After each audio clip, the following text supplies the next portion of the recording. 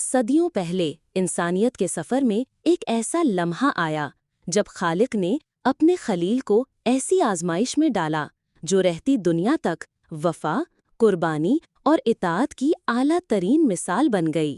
حضرت ابراہیم علیہ السلام، اللہ کے نبی جنہیں خلیل اللہ کہا گیا، نے ساری عمر اللہ کی توحید کا پیغام دیا۔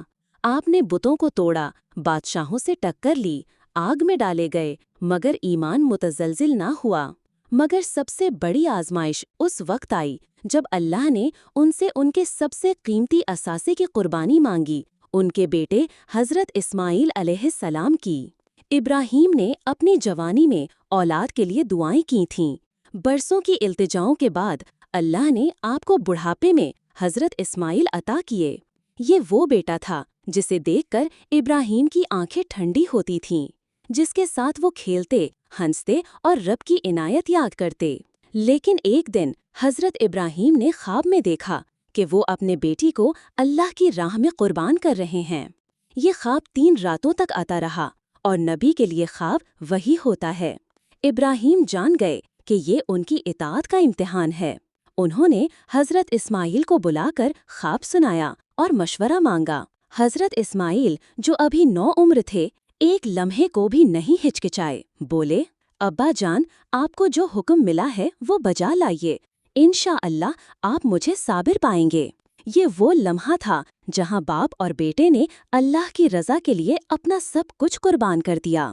ابراہیم بیٹے کو ساتھ لے کر قربان گاہ کی طرف روانہ ہوئے۔ راستے میں شیطان نے ابراہیم، حضرت ہاجرہ اور اسماعیل کو بہکانے کی کوشش کی، مگر ہر بار انہوں نے کنکریاں مار کر اسے بھگا دیا۔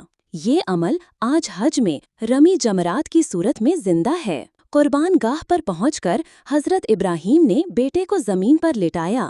اسماعیل نے کہا، ابا جان، میری آنکھوں پر پٹی باندھ لیں، کہیں آپ کا دل نہ پسیج جائے۔ میرے ہاتھ پاؤں مضبوط باندھ لیں، کہیں میں تڑپ نہ سکوں۔ میرے کپڑے اتار لیں تاکہ میری ماں کو خون نہ دکھے۔ یہ الفاظ کوئی عام بیٹا نہیں، صرف ایک نبی، ایک کامل مومن ہی کہہ سکتا ہے۔ ابراہیم نے چھری چلائی، لیکن وہ نہ چلی۔ اللہ نے چھری کو حکم دیا تھا کہ وہ کاٹے نہیں۔